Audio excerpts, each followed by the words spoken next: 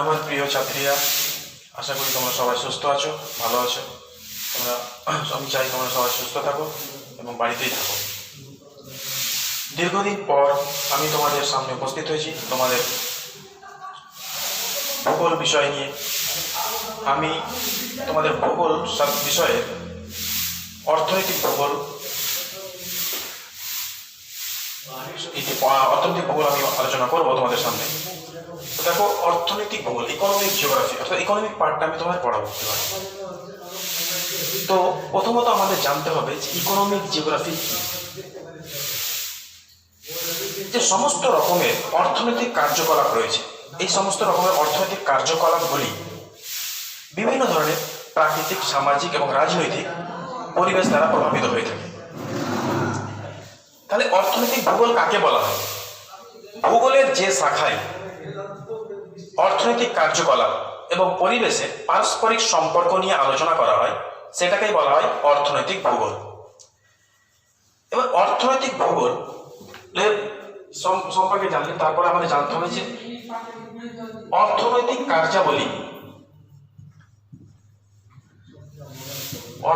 কার্যাবলী কি,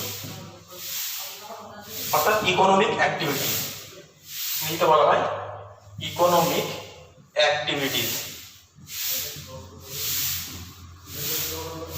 তাহলে ইকোনমিক অ্যাক্টিভিটিস এই জিনিসটা কি? তাহলে জীবন ধারণের উদ্দেশ্যে বিভিন্ন পেশায় নিযুক্ত থেকে সম্পদ উৎপাদন, বন্টন, বিনিময়, ব্যবহার এবং পরিষেবার সঙ্গে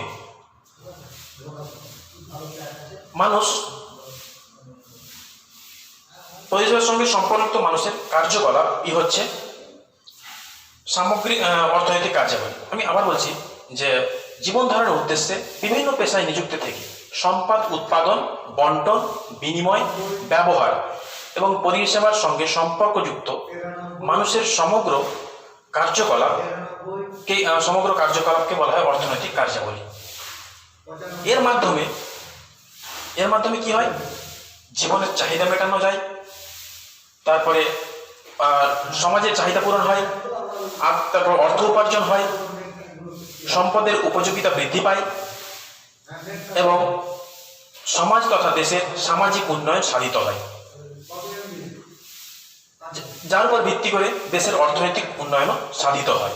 তার জন্য একে সামাজিক কাজও বলা হয়, অর্থাৎ অর্থনৈতিক কাজ হলো সামাজিক কাজের অংশ। তবে অর্থনৈতিক যে কার্যাবলী রয়েছে এর প্রকৃতি রয়েছে, নেচার অফ ইকোনমিক অ্যাক্টিভিটিস। তো নেচার অফ ইকোনমিক অ্যাক্টিভিটিস, প্রকৃতি। তাহলে প্রকৃতি কাকে বলা হয়? সাধারণত কোনো কিছু ধর্ম, গুণ, বৈশিষ্ট্য, এই সমস্ত জিনিসগুলোকেই বলা হয় কোনো বস্তুর কি প্রকৃতি। তো ঠিক একই রকম ভাবে এই অর্থনৈতিক কার্যকলাপেরও কিছু প্রকৃতি রয়েছে। তার মধ্যে প্রকৃতিগুলো কি কি? প্রথমত যে অর্থনৈতিক কার্যকলাপের যেগুলো প্রকৃতি রয়েছে তার মধ্যে প্রথম রয়েছে সেটাকে বলা হয় বিবর্তন। বিবর্তনটা কি? ইকোনমিক অ্যাক্টিভিটিস প্রকৃতি হচ্ছে বিবর্তন, যেটাকে ইংরেজিতে বলা হয় ইভলিউশন। বিবর্তন, যেটা ইংরেজিতে বলা হয় ইভলিউশন। তো বিবর্তন কি?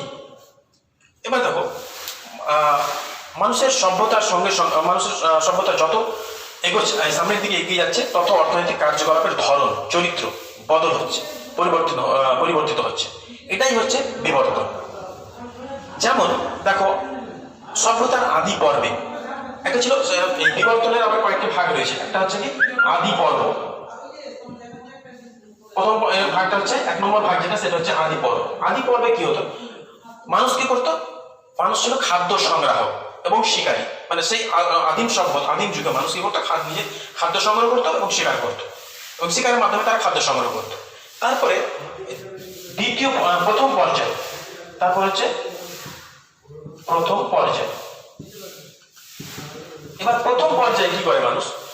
প্রথম পর্যায়ে অর্থাৎ 35,000 খ্রিস্টপূর্বাব্দে মানুষ কি করলো? উদ্ভিদ এবং প্রাণীর নিজ প্রয়োজনে উদ্ভিদ এবং প্রাণীর ব্যবহার করতে শেখে। সেটাকে বলা হচ্ছে সভ্যতা, আর সেটাকে অর্থনৈতিক কাজের শুরু বলা হয়। থেকেই প্রথম কি অর্থনৈতিক কাজ শুরু হয়। তাহলে প্রথম পর্যায়ে কখন 35,000 খ্রিস্টপূর্বাব্দে প্রাণী এবং উদ্ভিদকে মানুষ যখন নিজের প্রয়োজনে ব্যবহার করতে শেখে, সেটাই হচ্ছে প্রথম পর্যায়। এই প্রথম পর্যায়কে বলা হয় কি প্রাণী এবং উদ্ভিদের গার্হস্থ্যকরণ। ইংরেজিতে বলা হয় domestication of animal and plant, মানে প্রাণী এবং উদ্ভিদের কি গার্হস্থ্যকরণ। তারপরে দ্বিতীয় পর্যায়, এটা হয়ে গেল প্রথম। এটা এবার দ্বিতীয় পর্যায়ে কি? দ্বিতীয় পর্যায়ে হচ্ছে যে এই পর্যায়ে মানে 2000 খ্রিস্টপূর্বাব্দে 6000 খ্রিস্টপূর্বাব্দে ধীরে ধীরে পশুপালন ও কৃষিকাজ শুরু করে। প্রথমে কি করলো মানুষ? এই যে প্রথম পর্যায়ে আমি এর আগে বললাম, সেই পর্যায়ে কি করলো? উদ্ভিদকে নিজের প্রয়োজনে ব্যবহার করতো, মানে পোষ মানব গৃহপালিত পশুতে পরিণত করার প্রচেষ্টা। এই প্রক্রিয়াটাই হচ্ছে প্রথম পর্যায়ে। এবং দ্বিতীয় পর্যায়ে কি করলো? দ্বিতীয় পর্যায়ে এই 6000 খ্রিস্টপূর্বাব্দে কৃষিকাজ এবং পশুপালন করতে শেখে। এটাই হচ্ছে কৃষি বিপ্লব। তখন থেকে কৃষি বিপ্লবের সূচনা হয়। এটা হচ্ছে দ্বিতীয় পর্যায়। এবার চতুর্থ পর্যায়, তৃতীয় পর্যায়, যেটা তৃতীয় পর্যায়ে কি হলো? তৃতীয় পর্যায়ে এই যে কৃষিজ তৃতীয় পর্যায়ে 2000 খ্রিস্টপূর্বাব্দে ক্ষুদ্র ও কুটির শিল্প, ক্ষুদ্র এবং কুটির শিল্পে সূচনা হয়। কত 6000 খ্রিস্টপূর্বাব্দে। এটা হচ্ছে প্রথম পর্যায়ে, সেটা হলো 35,000 খ্রিস্টপূর্বাব্দ।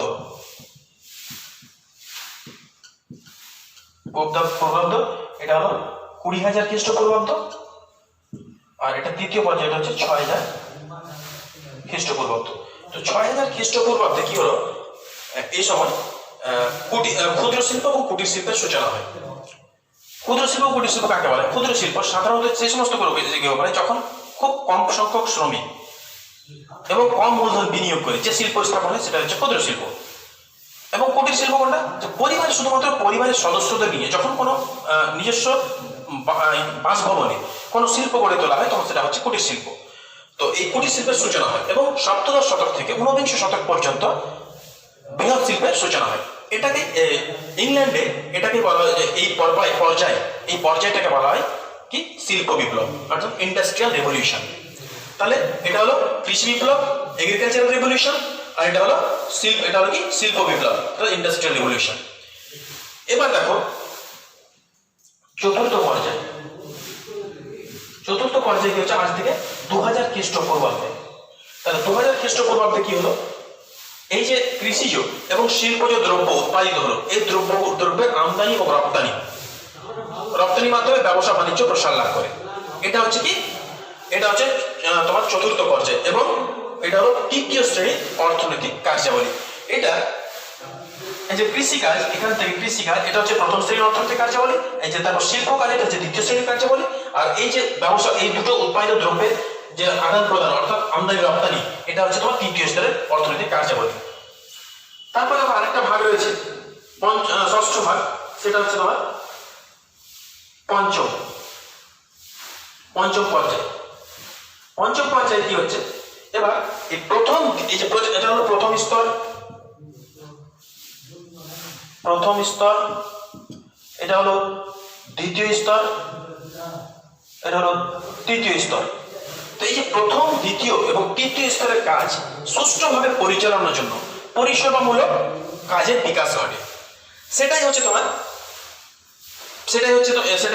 চতুর্থ স্তরের অর্থনৈতিক কার্যাবলী। অর্থাৎ এটা কি চতুর্থ স্তরের অর্থনৈতিক কার্যাবলী। এখানে কি হচ্ছে? প্রথম, দ্বিতীয়, তৃতীয় শ্রেণীর অর্থনৈতিক যে কার্যাবলী রয়েছে, সেই কার্যাবলীগুলো সঠিকভাবে পরিচালনার জন্য যে পরিষেবামূলক কাজ করা হয়, সেটাকেই বলা হচ্ছে চতুর্থ স্তরের অর্থনৈতিক কাজ।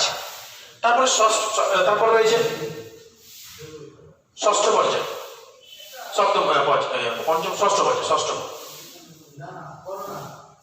পর্যায়, এটা কি? ষষ্ঠ পর্যায়ে কি হচ্ছে? এই পর্যায়ে এবার প্রথম, দ্বিতীয় স্তর, তৃতীয় স্তর, চতুর্থ স্তরের কাজ যেন সুষ্ঠুভাবে সম্পন্ন হয়, তার জন্য বিশেষায়ন, নীতি নির্ধারণ, সিদ্ধান্ত গ্রহণ, পরামর্শ দান প্রভৃতি কাজের বিকাশ ঘটে। এটাকে বলা হচ্ছে কি এটাকে বলা হচ্ছে তথ্য প্রযুক্তি বিপ্লব, অর্থাৎ এটা হচ্ছে পঞ্চম স্তরের অর্থনৈতিক কাজ। তাহলে এই কটা ভাগে আমরা ভাগ করেছি। তাহলে প্রথম সেটা এই কটা ভাগে আমরা কি অর্থনৈতিক কার্যাবলীকে ভাগ করেছি। এবার অর্থনৈতিক কার্যাবলীর প্রথম স্তর, দ্বিতীয় স্তর, তৃতীয় স্তর, চতুর্থ স্তর এবং এটা কি পঞ্চম স্তর। পঞ্চম স্তর। এবার দেখো এই দুটো যখন হলো, তো তাহলে কি এই যে অর্থনৈতিক কার্যাবলীর মূল উদ্দেশ্যটা কি, এর যে কাজের ধারা, সেই ধারাটা কি সেটা দেখবো আমরা।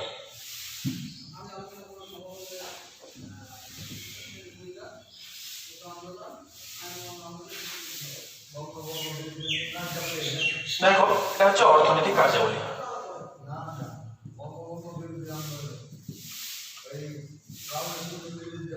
অর্থনৈতিক কার্যাবলী, তারপরে অর্থনৈতিক কার্যাবলী এদিকে রয়েছে তোমার উৎপাদন,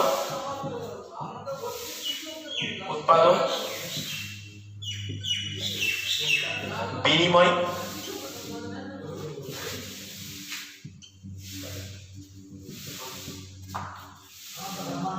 পরিষেবা, একটা রয়েছে ব্যবহার।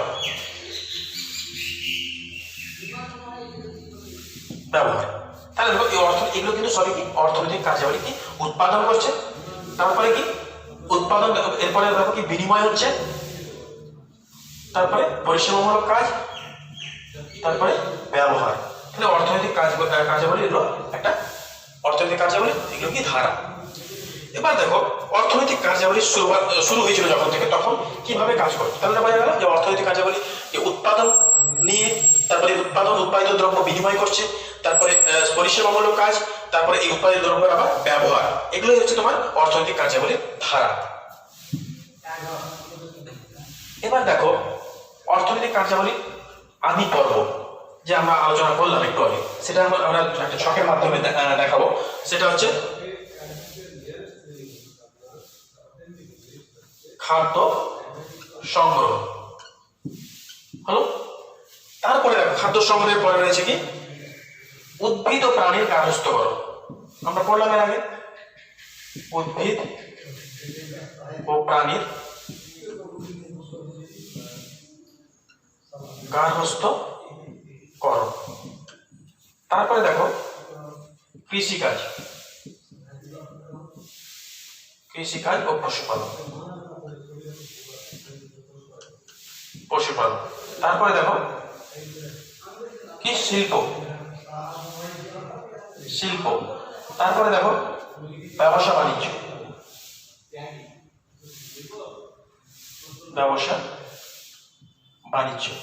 তারপরে দেখো পরিষেবামূলক কাজ, পরিষেবা। তারপরে দেখো, তাহলে পরিষেবা হয়ে গেল। পরিষেবার পরে রয়েছে কি পরিষেবামূলক কাজ। পরিষেবার পরে যেটা রয়েছে সেটা হচ্ছে তোমার বিশেষায়ন। এটা হচ্ছে বিশেষণ পরামর্শদান, যেটা বিশেষায়ন, পরামর্শদান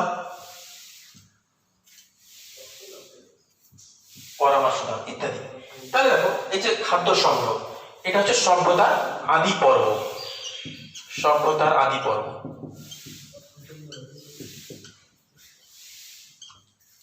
এখানে কি অর্থনৈতিক কার্যাবলীর শুরু। এটা সভ্যতার কি আদি পর্ব, এটা অর্থনৈতিক কার্যাবলীর শুরু। মানে এই উদ্ভিদ এবং প্রাণীর গার্হস্থ্যকরণ, ডোমেস্টিকেশন অফ অ্যানিমাল আর প্ল্যান্ট, এখান থেকে অর্থনৈতিক কার্যাবলী শুরু হয়।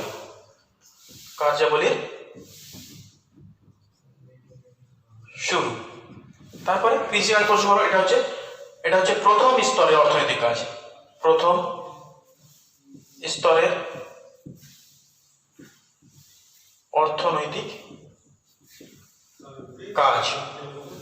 তারপরে শিল্প, এটা হলো কি, এটা হলো দ্বিতীয় স্তরের অর্থনৈতিক কাজ। তার ব্যবসা বাণিজ্য, এটা কি তৃতীয় স্তরের অর্থনৈতিক কাজ। তারপর পরিষেবা কি, এটা হচ্ছে চতুর্থ স্তরের অর্থনৈতিক কাজ। তারপর বিশেষণ, পরামর্শদান, তারপর নীতি গ্রহণ, সিদ্ধান্ত গ্রহণ, এগুলো রয়েছে কিসে পঞ্চম স্তরের অর্থনৈতিক কাজ। সেটা অর্থনৈতিক কাজ। তাহলে বোঝা গেল এগুলো হচ্ছে বিবর্তন। এইভাবে প্রথমত সভ্যতার আদি যুগে মানুষ কি করতো, খাদ্য সংগ্রহ ছিল। পরবর্তীতে কি করতো, নিজেদের প্রয়োজনে উদ্ভিদ এবং প্রাণীর গার্হস্থ্যকরণ শুরু করলো। তারপর গার্হস্থ্যকরণকে কেন্দ্র করে কি শুরু হয়, কৃষিকাজ এবং পশুপালন করতে শেখে। এটাই হচ্ছে প্রথম এই গার্হস্থ্যকরণ এবং যেটা রয়েছে গার্হস্থ্যকরণ, এটা হচ্ছে অর্থনৈতিক কার্যাবলীর শুরু। কিন্তু প্রথম ধাপ আমরা মানবো কোনটা, কৃষিকাজ এবং পশুপালন। তারপর শিল্পটা হচ্ছে দ্বিতীয় স্তরের অর্থনৈতিক কাজ, ব্যবসা বাণিজ্য তৃতীয় স্তরের অর্থনৈতিক কাজ, পরিষেবা হচ্ছে চতুর্থ স্তরের অর্থনৈতিক কাজ, পরিষেবামূলক কাজ যেগুলো। তারপরে কি বিশেষায়ন, পরামর্শদান, সিদ্ধান্ত গ্রহণ, নীতি গ্রহণ ইত্যাদি হচ্ছে তোমার পঞ্চম স্তরের অর্থনৈতিক কার্যাবলী। এবার আরেকটা রয়েছে কি, এবার এটা হয়ে গেল বিবর্তন। এটা কিসের, অর্থনৈতিক কার্যাবলী প্রকৃতি। এবার রয়েছে গতিশীলতা। প্রত্যেকটি অর্থনৈতিক কার্যাবলী একটা প্রতিটি অর্থনৈতিক কার্যাবলী কি হচ্ছে, জ্ঞান, বুদ্ধি, প্রযুক্তি এবং পরিষেবার মাধ্যমে কি করে, পরিষেবার মাধ্যমে উপযোগিতা বৃদ্ধি পায়। তার জন্য বলা হয় এটি যেমন ধরো খাদ্যশস্য উৎপাদনের পাশাপাশি মানুষ কি হচ্ছে ভেষজ উদ্ভিদ চাষ করছে। তারপরে কি ভেষজ উদ্ভিদ যেটা আমাদের বিভিন্ন ধরনের ওষুধপত্র তৈরিতে ব্যবহৃত হচ্ছে। তারপরে তোমার জ্বালানির পরিবর্তে যে আমরা জ্বালানি যেগুলো ব্যবহার করছি, যেমন পেট্রোলিয়াম, তারপরে তোমার কয়লা, এর পরিবর্তে মানুষ কি করছে, সৌরশক্তি, জোয়ারভাটা শক্তি এবং ভূতাপীয় শক্তি এগুলোকে কাজে লাগাতে শিখেছে। এর ফলে কি হচ্ছে, নতুন নতুন পেশার উদ্ভব ঘটছে, মানুষ জীবিকা নির্বাহের পথ খুঁজে পাচ্ছে এবং সম্পদের উপযোগিতা বৃদ্ধি করতে পারছে। তাই একে বলা হয় যে অর্থনৈতিক কার্যাবলী হচ্ছে গতিশীল, এর গতিশীলতা রয়েছে। তাহলে প্রথম যেটা রয়েছে প্রকৃতি, সেটা হলো বিবর্তন। দ্বিতীয় হয়ে গেল গতিশীলতা।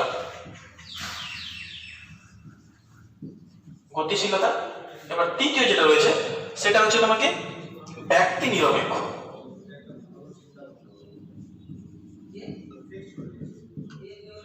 ব্যক্তি নিরপেক্ষটা কি জিনিস আমরা জানতে হবে। তো ব্যক্তি নিরপেক্ষ হচ্ছে প্রতিটি অর্থনৈতিক কাজ প্রাকৃতিক ভাবে প্রণালীবদ্ধ, অর্থাৎ কিছু নিয়ম নীতি অনুসরণ করে চলে। এটা মানুষের নিজের ইচ্ছা বা অনিচ্ছার উপর নির্ভরশীল নয়। মানুষ তার নিজের খেয়াল খুশি মতো করতে পারে না। এর নিজস্ব অর্থনৈতিক কাজের নিজস্ব কিছু নিয়ম নীতি রয়েছে। যেমন ধরো যে বেশি পরিমাণ যে কৃষি কাজ করার জন্য কিসের প্রয়োজন হয়, কৃষি কাজ করার জন্য উপযুক্ত মৃত্তিকা, তারপরে তোমার প্রয়োজনীয় উত্তাপ, বৃষ্টিপাত, ভূমিরূপ ইত্যাদি যদি ঠিক থাকে তাহলে কি হয়, তাহলে সেটা গড়ে তোলা মানে কৃষিকাজ করা সম্ভব হয়। অন্যথা কি হয়, কৃষিকাজ ব্যাহত হয়। তার জন্য বলা হচ্ছে যে এটা নির্দিষ্ট নিয়ম অনুসারে চলে। তারপরে দেখো এবার মানুষ ও প্রকৃতির পারস্পরিক সম্পর্ক। এবার মানুষ ও প্রকৃতির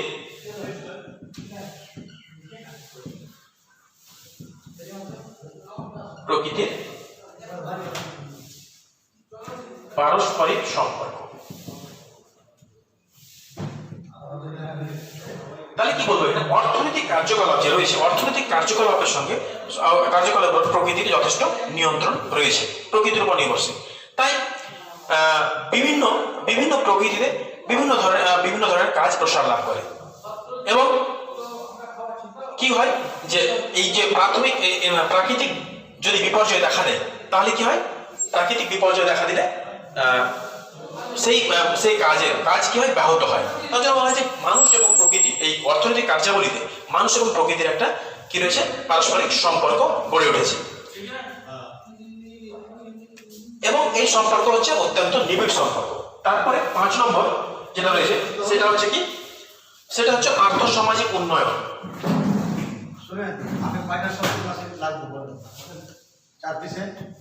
আর্থসামাজিক উন্নয়ন। এবার আর্থসামাজিক উন্নয়ন বলতে সমাজের উন্নয়নকে বোঝায়। এবার সমাজের উন্নয়নের উদ্দেশ্য কি, সমাজের উন্নয়নের উদ্দেশ্য হলো যে প্রতিটি ব্যক্তি এবং সমস্ত সমাজের কি করে চাহিদা পূরণের চেষ্টা করা। এর ফলে কি হয়, সমাজের উপকার হয়। কিন্তু যদি মানুষের নির্দিষ্ট কি বলছে, মানুষ যদি নির্দিষ্ট খেয়াল খুশি মতো কাজ করে এবং এতে মানুষ এবং প্রকৃতির ক্রিয়া প্রতিক্রিয়া নির্দিষ্ট প্রণালীবদ্ধ না হয়, তখন সেটাকে বলা হবে, তখন সেটাকে অর্থনৈতিক কাজ বলা যাবে না। অর্থাৎ আমরা এটা বলতে পারি যে আমরা কি বলবো, যে অর্থনৈতিক কাজ যেহেতু সামাজিক কাজ, তাই অর্থনৈতিক কাজের মূল উদ্দেশ্য কি হবে, সম্পদের উপযোগিতা বাড়িয়ে সমস্ত মানুষের চাহিদা মেটানোর চেষ্টা করা, যাতে সমাজের সব মানুষের কি হয়, সব মানুষের উপকার হয়।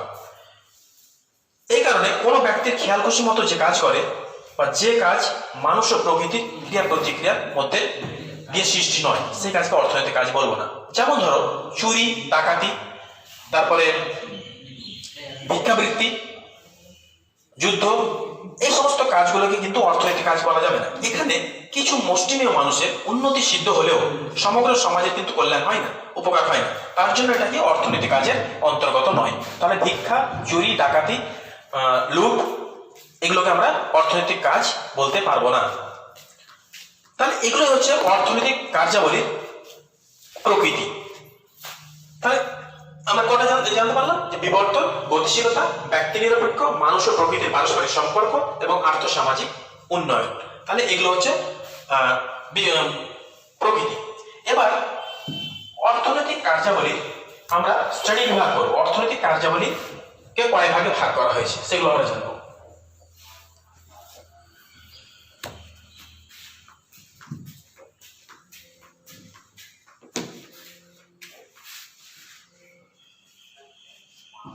অর্থনৈতিক কার্যাবলীর শ্রেণী বিভাগ।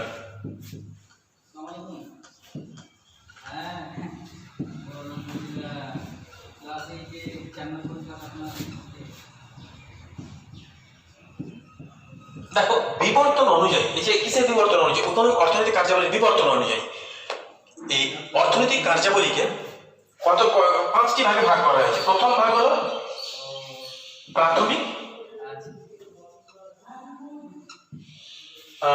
প্রথম ভাগটা কি, প্রাথমিক কার্যাবলী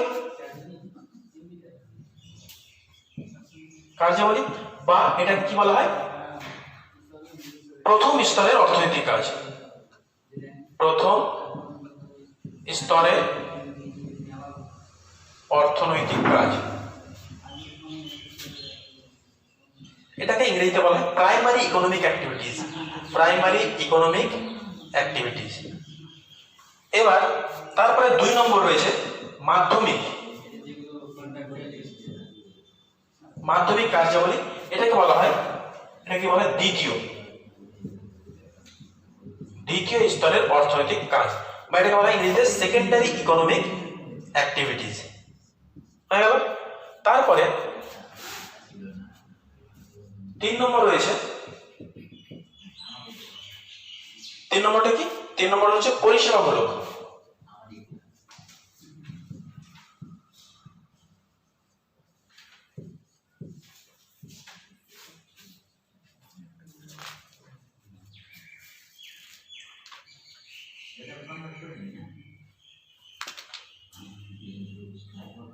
তাহলে 3 নম্বরটা কি, পরিষেবামূলক কার্যাবলী। এবার পরিষেবামূলক কার্যাবলী এটা হচ্ছে তৃতীয়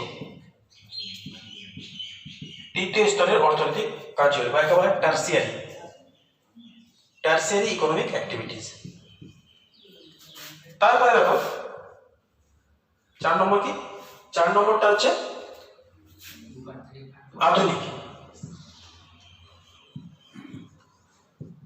আধুনিক কার্যাবলী, যেটাকে বলা হয় চতুর্থ।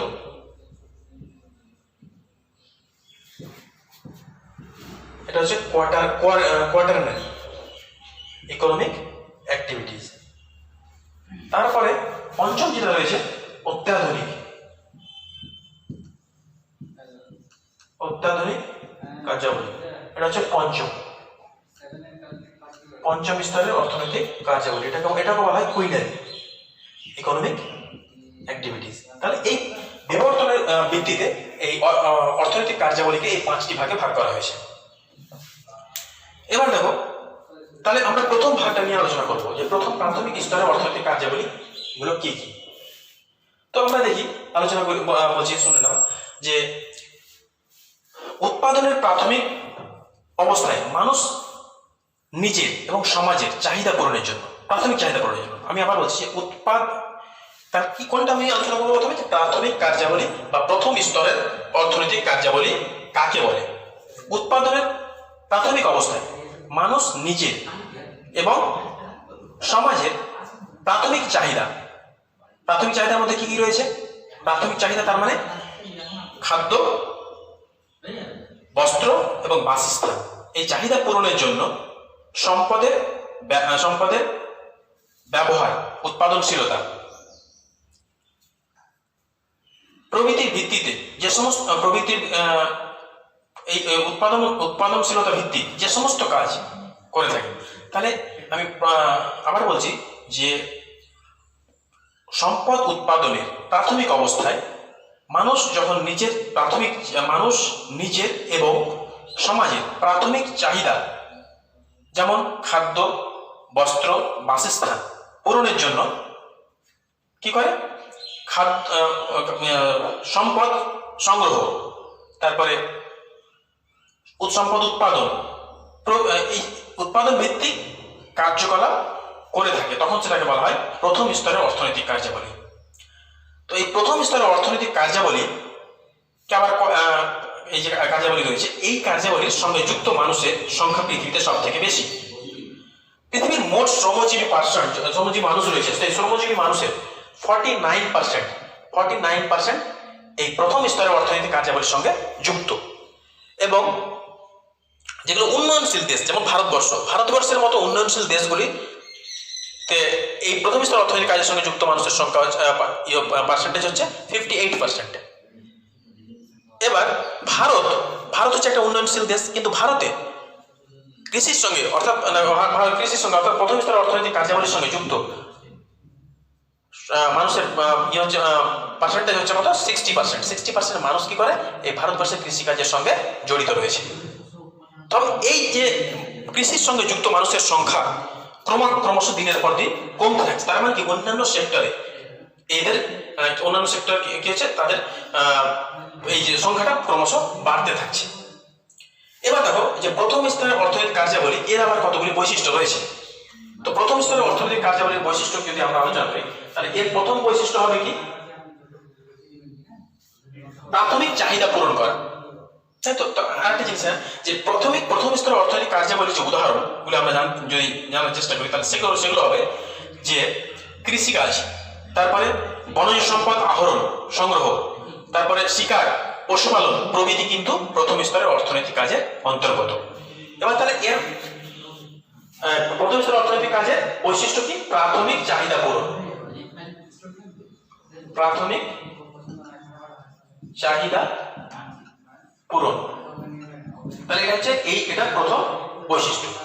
তাহলে প্রথম স্তরের অর্থনৈতিক কাজ হলো কি? মানুষের তথা সমাজের প্রাথমিক চাহিদা খাদ্য, বস্ত্র এবং বাসস্থান, সেই চাহিদা মেটানোর চেষ্টা করে।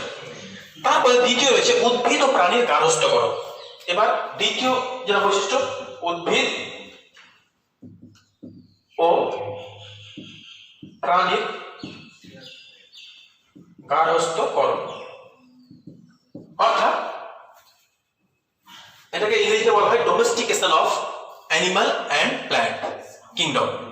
তো মানুষকে এই প্রথম স্তরের অর্থনৈতিক কার্যাবলীতে মানুষ কি করে? উদ্ভিদ এবং প্রাণীর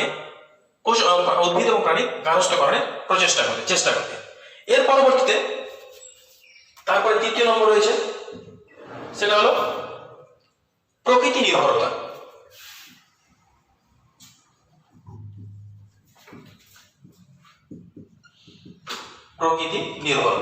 এই যে প্রথম স্তরের অর্থনৈতিক কার্যাবলী রয়েছে, অর্থনৈতিক কার্যাবলী প্রকৃতির উপর বিশেষভাবে নির্ভরশীল, তাই প্রকৃতির সঙ্গে একটি নিবিড় সম্পর্ক রয়েছে। এর ফলে কি হয়? মানুষ অর্থ উপার্জন করতে পারে, তারপরে অর্থ উপার্জনের সুযোগ সুবিধা বৃদ্ধি পায়, তারপরে পরিবেশের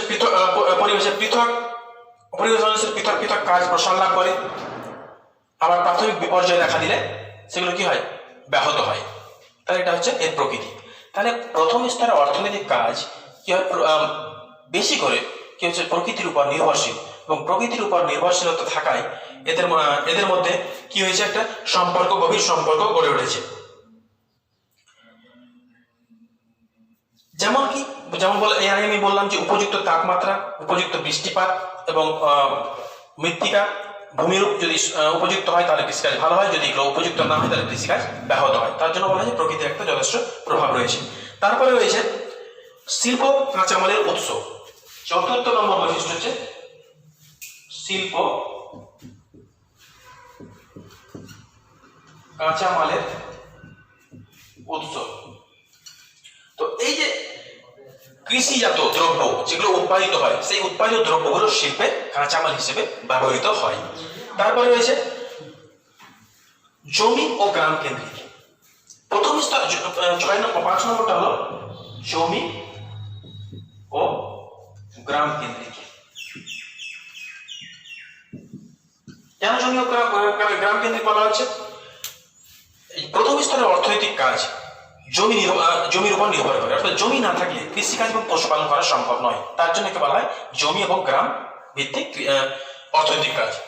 তারপরে রয়েছে যে আমরা যদি মানব সভ্যতার ইতিহাস লক্ষ্য করি তাহলে দেখা যাবে যে মানুষ সর্বপ্রথমে এই প্রথম স্তরের অর্থনৈতিক কার্যকলাপের সঙ্গে যুক্ত ছিল। যেমন ধরে নাও যে শিল্প এবং কলকারখানা, শিল্প এবং ব্যবসা বাণিজ্য করতো, তার আগে মানুষ কিন্তু প্রথমে কৃষিকাজ, পশুপালন এগুলোর সঙ্গে যুক্ত ছিল। তাই এটাকে বলা হয় যে প্রথম স্তরের অর্থনৈতিক কাজকে বলা হয় প্রাচীনতম উদ্যোগ। তাই অর্থনৈতিক কাজগুলোর মধ্যে প্রাচীনতম উদ্যোগ হচ্ছে প্রথম স্তরের অর্থনৈতিক কার্যকলাপ। তাহলে এগুলো প্রধান বৈশিষ্ট্য রয়েছে প্রথম স্তরের অর্থনৈতিক কার্যকলাপে। এবার চলে আসে দ্বিতীয় স্তরের অর্থনৈতিক কার্যকলাপের বৈশিষ্ট্য। হ্যাঁ, আরেকটা জিনিস যে প্রথম স্তরের অর্থনৈতিক কার্যকলাপের সঙ্গে যুক্ত ব্যক্তি তাদেরকে বলা হয় রেড কলার ওয়ার্কার্স। রেড কলার ওয়ার্কার্স তার মানে কি, যারা প্রথম স্তরে অর্থাৎ কৃষিকাজের সঙ্গে যুক্ত ব্যক্তি, সেই ব্যক্তিদের কি বলা হয় রেড কলার ওয়ার্কার্স। তারপরে চলে আসো কোনটা দ্বিতীয় স্তরের অর্থনৈতিক কাজ, এর বৈশিষ্ট্যগুলো কি কি। তাহলে প্রথমত জানতে হবে যে ভোগ্য পণ্যের চাহিদা পূরণ। ভোগ্য পণ্যের চাহিদা পূরণ। তাহলে কিভাবে ভোগ্য পণ্যের চাহিদা পূরণ করছে? দ্বিতীয় স্তরের অর্থনৈতিক কাজ মানুষের স্থায়ী সম্পদকে বৃদ্ধি করে এবং ভোগ্য পণ্যের চাহিদা পূরণ করার চেষ্টা করে। এটা হচ্ছে প্রথম বৈশিষ্ট্য। তারপরে রয়েছে কি, এবার প্রাকৃতিক সম্পদের ব্যবহার। প্রাকৃতিক সম্পদের একত্রীকরণ প্রক্রিয়া। তারপরে 2 নম্বর প্রাকৃতিক সম্পদের ব্যবহার। প্রাকৃতিক সম্পদের ব্যবহার। এই প্রাকৃতিক সম্পদের ব্যবহার বলতে কি, প্রাকৃতিক সম্পদের একত্রীকরণ, তারপরে নির্মাণ, তারপরে তোমার আর কি রয়েছে রূপান্তরকরণ প্রভৃতি হচ্ছে এই দ্বিতীয় স্তরের অর্থনৈতিক কাজের ভাগ। তারপর তৃতীয় নম্বর রয়েছে, সেটা হচ্ছে অর্থনৈতিক উন্নয়ন।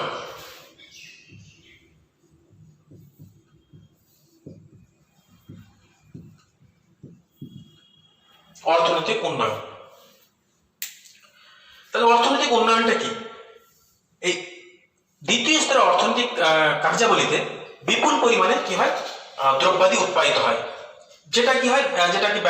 যেটা বাজারে বিক্রি করে আমদানি এবং রপ্তানি করে, যার ফলে ব্যবসা বাণিজ্য সুযোগ সুবিধা পেয়ে থাকে মানুষ। তারপরে তারা জীবন ধারণের একটা নতুন রাস্তা খুঁজে পায় এবং তাদের কর্মসংস্থানের সুযোগ হয়। তাহলে এটাই হচ্ছে অর্থনৈতিক উন্নয়ন। তার মানে এই কৃষিজাত এবং শিল্পজাত দ্রব্যগুলো, উৎপাদিত দ্রব্যগুলো স্থানীয় বাজারে বা বাইরে আমদানি রপ্তানির মাধ্যমে তারা নিজেদের জীবিকা নির্বাহ করে থাকে। তারপরে বলা হচ্ছে নগর কেন্দ্রিক। এবার চতুর্থ নম্বর পয়েন্টটা হলো নগর কেন্দ্রিক। নগর কেন্দ্রিক কেন বলা হয়েছে? সাধারণত দ্বিতীয় স্তরের অর্থনৈতিক কাজ মানে কি, শিল্প, দ্বিতীয় স্তরের অর্থনৈতিক কাজগুলো নগর ভিত্তিক, অর্থাৎ শহর এবং নগরকে কেন্দ্র করে গড়ে ওঠে। তার জন্য বলা হয় নগর কেন্দ্রিক। তারপরে রয়েছে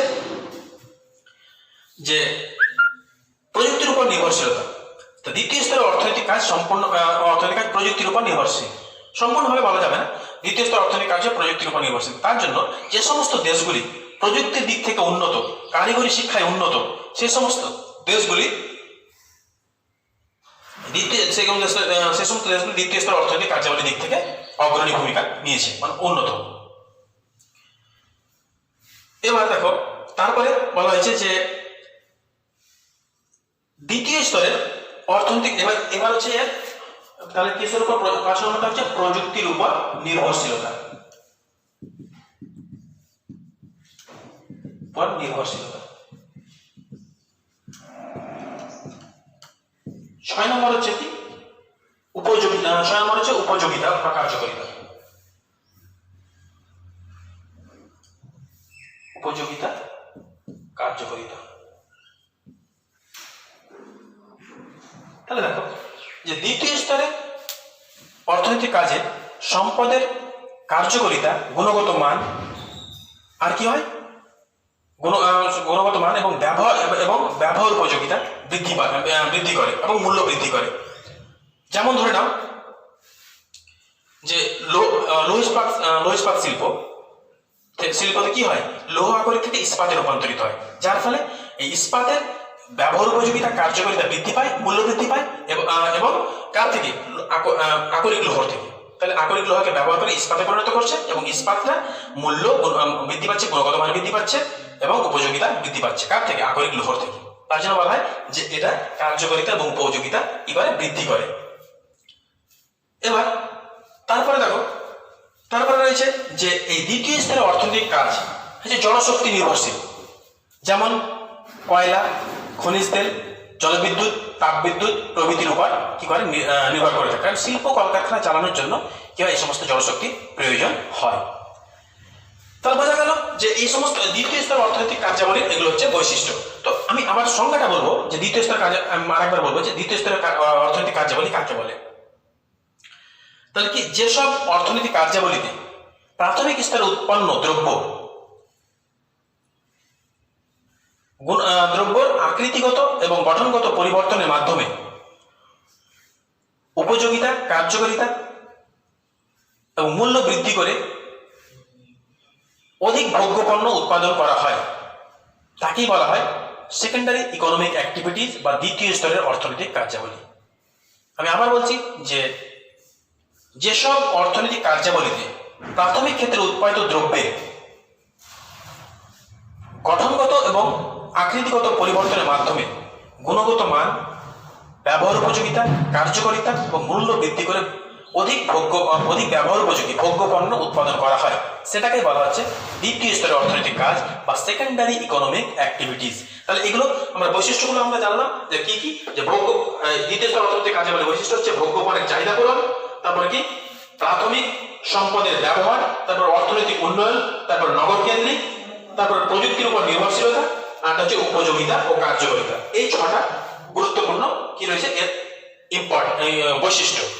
এবার দ্বিতীয় স্তরের অর্থনৈতিক কার্যাবলীর সঙ্গে যুক্ত ব্যক্তিদের, মানে যুক্ত শ্রমিকদের, তাদেরকে বলা হয় ব্লু কলার ওয়ার্কার্স। কি বলা হয়? Blue collar workers. তাহলে এর আগে আমরা বললাম প্রথম স্তর মানে কৃষিকাজের সঙ্গে যে সমস্ত শ্রমিক যুক্ত তারা কি বলা হয় রেড কলার ওয়ার্কার্স, আর যারা শিল্পের সঙ্গে দ্বিতীয় স্তর অর্থনৈতিক কার্যকলাপের সঙ্গে যুক্ত তাদেরকে বলা হয় ব্লু কলার ওয়ার্কার্স।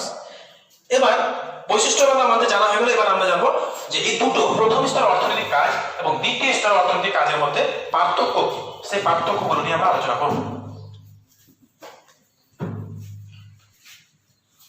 তো দেখো, তাহলে আমরা কি জানতে পারলাম, প্রথম স্তরের অর্থনৈতিক কার্যাবলী অর্থনৈতিক কাজ কাকে বলে, দ্বিতীয় স্তরের অর্থনৈতিক কাজ কাকে বলে এবং এদের বৈশিষ্ট্য।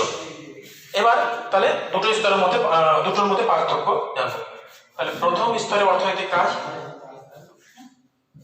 প্রথম স্তর, এটা হচ্ছে তোমার দ্বিতীয় স্তর, এদের মধ্যে পার্থক্য। প্রথমত পার্থক্য হচ্ছে যে এই যে প্রথম স্তরের অর্থনৈতিক কাজ সেটা কি করে, মানুষের প্রাথমিক চাহিদা পূরণের চেষ্টা করে। যেমন প্রাথমিক চাহিদা বলতে খাদ্য, বস্ত্র এবং বাসস্থান, এই চাহিদা পূরণ করে। আর এই দ্বিতীয় স্তর অর্থনৈতিক কাজ করে স্থায়ী সম্পদ, মানুষের স্থায়ী সম্পদ এবং ভোগ্যপণ্য, বিলাসিতার জন্য যেগুলো ব্যবহার করা হয় সেই সমস্ত ভোগ্যপণ্যের চাহিদা পূরণের চেষ্টা করে। তারপরে কি রয়েছে, এই যে প্রথম স্তরের অর্থনৈতিক কাজ প্রকৃতির উপর সবচেয়ে বেশি নির্ভরশীল। যেমন কৃষিকাজ কি হচ্ছে প্রকৃতির উপর নির্ভরশীল, কিন্তু দ্বিতীয় স্তরের অর্থনৈতিক কার্যাবলীতে এই সম্পদের প্রাকৃতিক সম্পদের কার্যকারিতা, গুণগত মান আর কি এর উপযোগিতা বৃদ্ধি পায়। সব দুটো হয়ে গেল। 3 নম্বরে যেটা হচ্ছে যে প্রথম স্তরের অর্থনৈতিক কার্যাবলীতে মানুষ এবং জীবজন্তুর কায়িক ও কঠোর পরিশ্রম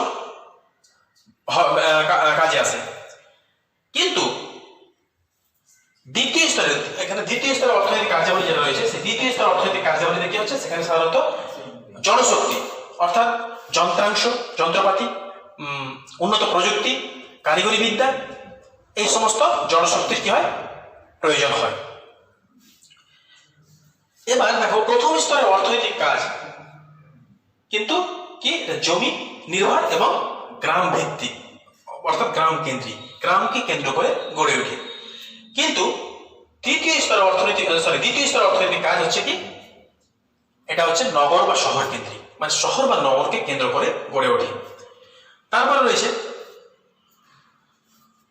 মানুষ, এটা হচ্ছে প্রথম স্তরের অর্থনৈতিক কাজটা হচ্ছে মানব সভ্যতার আদি পর্যায়, প্রথম পর্যায়, এবং এই দ্বিতীয় স্তরের অর্থনৈতিক কাজ হচ্ছে প্রথম স্তরের অর্থনৈতিক কাজের পরবর্তী স্তর।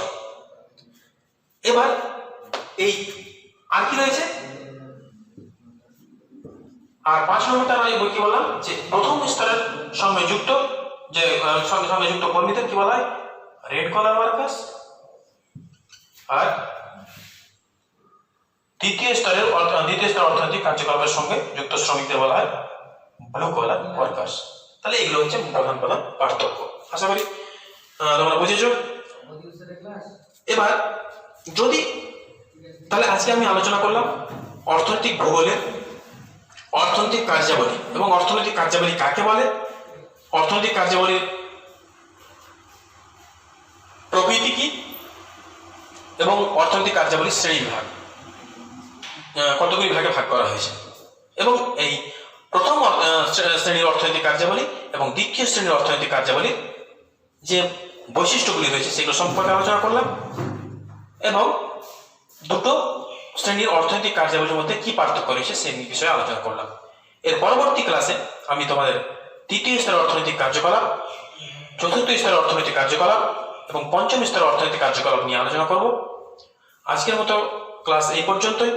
তোমরা বাড়িতে এই বিষয়গুলো তোমরা ভালো করে পড়ে নিও। এরপরে তোমাদের আমি টাস্ক দেবো, সেটা হোয়াটসঅ্যাপে তোমাদের গ্রুপে আমি শেয়ার করে দেবো, সেগুলো তোমরা বাড়িতে নিজে প্রিপেয়ার করবে। ঠিক আছে, আজকের ক্লাস এই পর্যন্ত। তোমরা সবাই ভালো থাকো, সুস্থ থাকো। এবারে আমি আমার ক্লাস শেষ করলাম আজকে। Thank you.